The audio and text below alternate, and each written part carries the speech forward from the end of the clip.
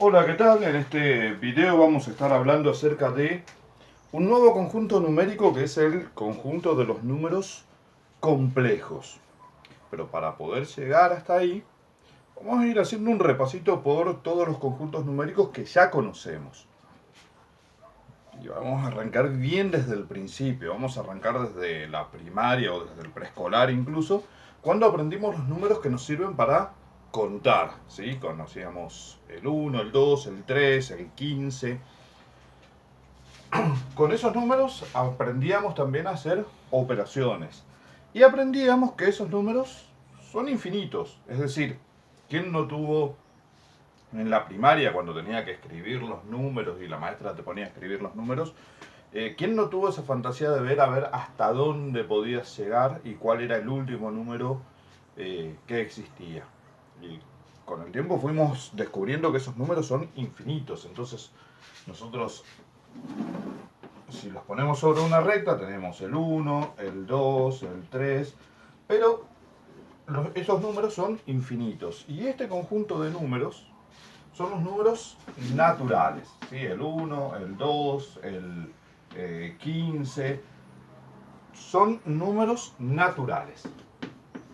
Con estos números nosotros aprendimos a hacer operaciones, suma, resta, multiplicación, división, potenciación, pero había una cuenta que en la primaria no podíamos hacer. Si nosotros teníamos que resolver, por ejemplo, 2 menos 5, bueno, en la primaria esta cuenta no tenía solución, no podíamos hacerla. ¿Por qué? Porque a 2, que es un número más chico, no le puedo restar 5, que es un número más grande. Entonces esta cuenta en la primaria quedaba sin solución. Cuando arrancamos la secundaria, vimos que esto sí tenía una solución. Pero para poder solucionar esto, teníamos que ampliar el conjunto numérico. Entonces empezaban a aparecer números negativos. Y con los números negativos, esto sí tenía una solución, porque ahora esto es menos 3 y no hay ningún tipo de problema. Entonces, cuando agregamos a los números naturales, que son enteros y positivos, le agregamos los números negativos, tenemos el conjunto de los números enteros. Que el conjunto de los enteros engloba a los números naturales, o sea, 2 también es un número entero, 15 también es un número entero, pero también me agrega números enteros negativos. Y agrega el 0. En la mayoría de las bibliografías vamos a encontrar que el 0 no pertenece a los naturales, sino a los enteros. Entonces con esto ya podemos resolver un montón de operaciones y en la recta numérica tenemos también hacia el otro lado. Marcamos un 0 y para el otro lado también tenemos números. El menos 1, el menos 2, el menos 3 y también es infinito hacia este lado, hacia la izquierda. Con esto entonces, esta operación sí la podíamos resolver, pero no podemos resolver, por ejemplo, una división en la que no sean múltiplos entre sí el divisor y el dividendo. Por ejemplo, 9 dividido 3, esto sí se puede dividir, porque el 9 es un múltiplo de 3. Entonces el resultado es un 3, tengo un número entero dividido un número entero y el resultado es un número entero. Pero ¿qué pasa si, por ejemplo, yo quiero dividir menos 5 entre 3? El resultado de esto no es un número entero. Entonces, en los enteros, esta división no se puede hacer. Para poder dar solución a esta operación, necesitamos ampliar el conjunto numérico para dar paso a las fracciones, a los números decimales, es decir, a los números racionales. Que los números racionales engloban a los números que ya tenemos, es decir, el menos 13 es un número racional, el 2 es un número racional, el 15 también es un número racional, pero también agregamos acá los números fraccionarios, los números decimales y las expresiones periódicas. Es decir, todos aquellos números que se pueden escribir como el cociente entre dos números enteros. Por ejemplo, menos 5 tercios es un número racional, un medio es un número racional, 0,3 periódico es un número racional porque se puede escribir como una fracción, 1,25 es un número racional. Entonces con esto ampliamos el conjunto para poder resolver este tipo de operaciones. Dijimos que los números racionales... nos metemos en la recta numérica. Ahora, con los números racionales, nosotros tenemos números que nos quedan entre dos enteros, por ejemplo. Entre el 1 y el 2, con los números enteros no existía nada. Ahora, con los números racionales, por ejemplo, tengo 1,5 o 1,2 o 1,3. Y vamos a prestar atención a una cuestión importante. Por ejemplo, yo digo, entre el 1 y el 2 está 1,5. Pero entre el 1 y el 1,5, por ejemplo, tengo el 1,25. Y entre el 1 y el 1,25 puedo poner el 1,125. Y haciendo esa división infinitamente, yo siempre voy a poder encontrar mínimamente el promedio entre dos números. Entonces, siempre voy a poder poner un número más entre medio. Entonces, si alguien me pregunta cuántos números hay entre el 1 y el 2, no se puede responder a esa pregunta. ¿Sí? No se puede responder otra cosa que no sea infinitos números. Porque siempre voy a poder hacer eso de mínimamente dividirlo en 2, como también podría dividirlo en 3, como también podría dividirlo en 5, ¿sí? Entonces siempre voy a poder meter más números entre dos números cualquiera. Esta característica que tienen los números racionales es que es un conjunto, se dice que es un conjunto denso, ¿sí? ¿Qué significa que sea un conjunto denso? Que entre dos números puedo encontrar infinitos otros números. Que es una característica que no hay en los números enteros. Por ejemplo, si vos me preguntás en los números enteros, ¿cuántos números hay entre el menos 3 y el 0? Y está el menos 2 y el menos 1. Listo. No hay mucho más para discutir. En cambio, en los números racionales, entre el menos 3 y el 0, hay infinitos números, porque aparte del menos 2 y el menos 1, está el menos 0,5, el menos 0,01. ¿Se entiende? Hay infinitos números. Entonces, esta característica tienen los números racionales, que es un conjunto denso. Ahora, con eso, ¿yo puedo asegurar que no quedan huequitos en esta recta numérica? La respuesta es que sí quedan huequitos. Por más que yo puedo meter infinitos números entre dos números, siempre van a quedar infinitos huequitos sin completar con ningún número racional. Para poder rellenar esos huequitos, usamos números irracionales.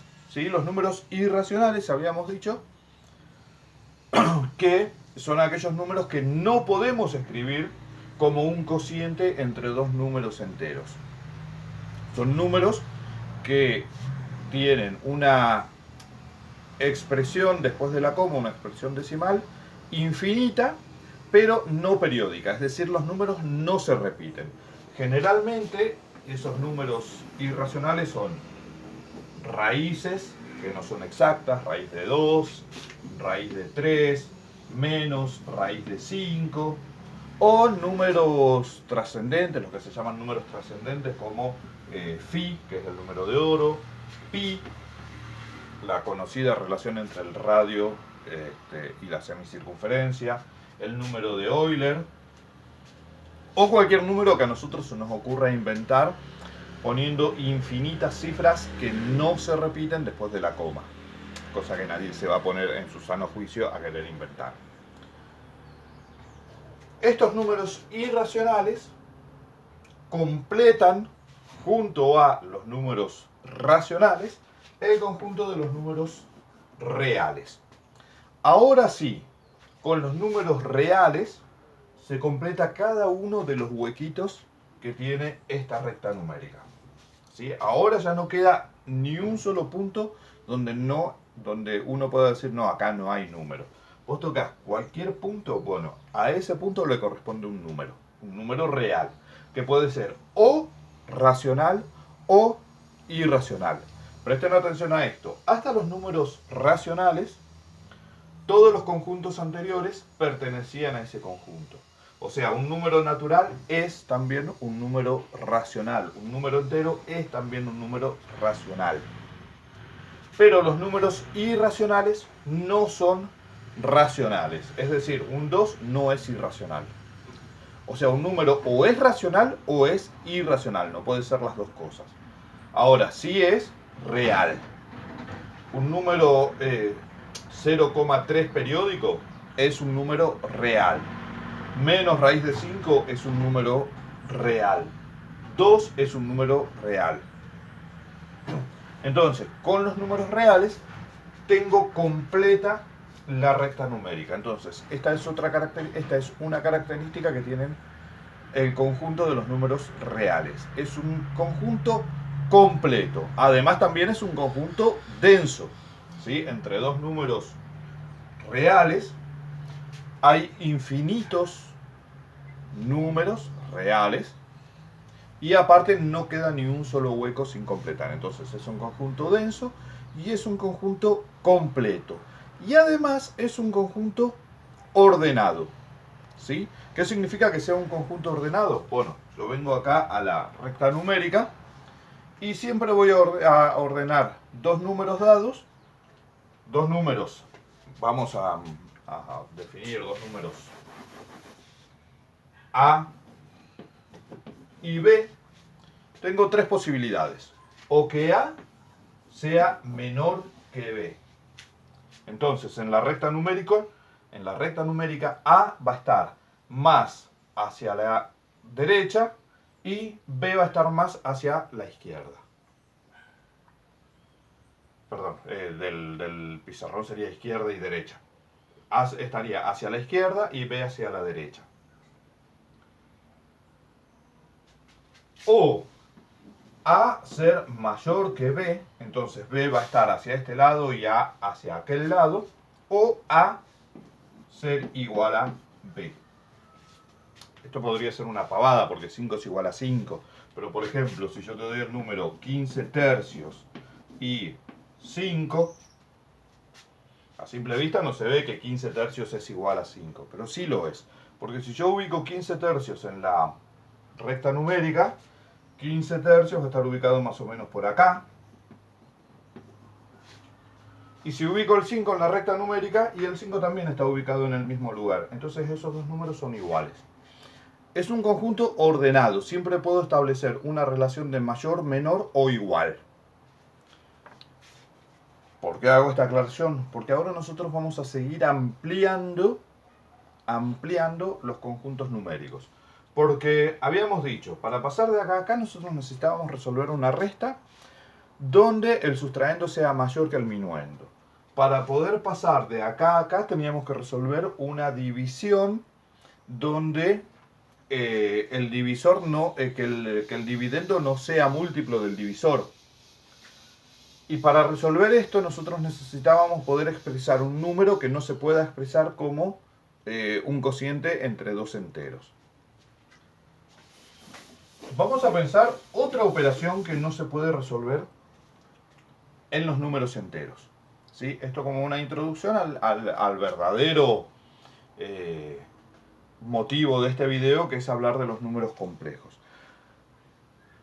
Vamos a suponer que tengo que resolver raíz cuadrada de menos 4.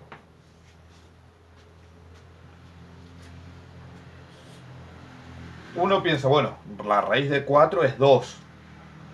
Entonces, el primer impulso que uno tendría es decir, bueno, la solución de esto es menos 2. Pero no. ¿Por qué no?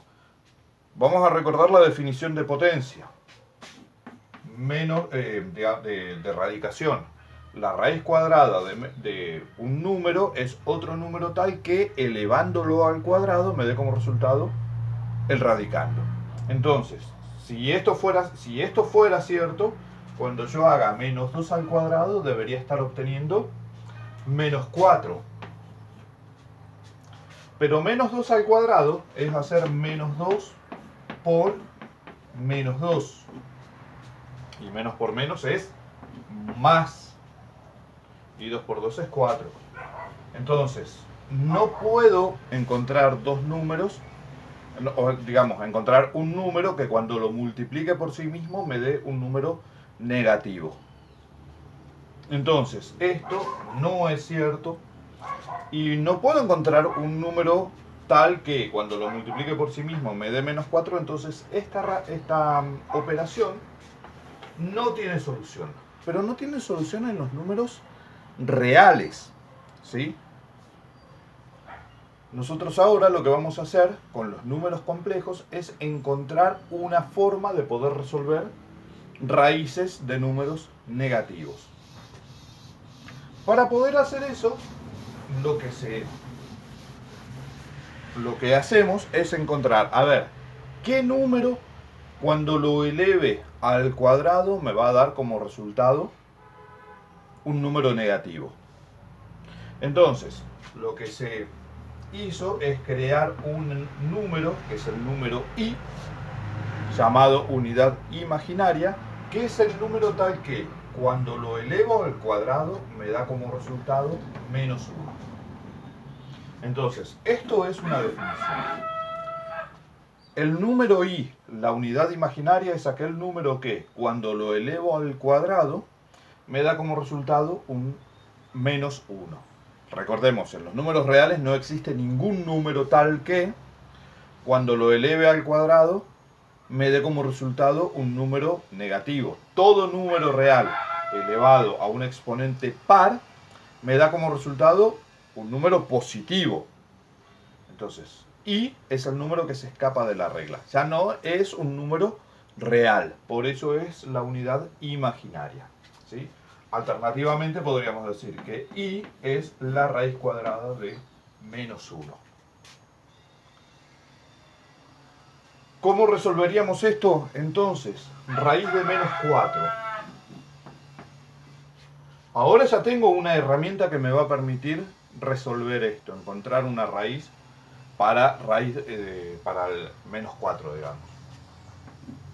Lo que vamos a hacer primero es aplicar una propiedad de la radicación, que ya la conocemos porque lo estuvimos trabajando bastante cuando estuvimos trabajando con los números irracionales, que es descomponer este número en el producto de dos números. Entonces lo puedo escribir como, a menos 4 lo puedo escribir como raíz de menos 1 por 4 o por 2 al cuadrado, porque 4 es 2 al cuadrado, ¿sí? Y a esta multiplicación podemos aplicarle la distributividad de la radicación. Entonces yo tendría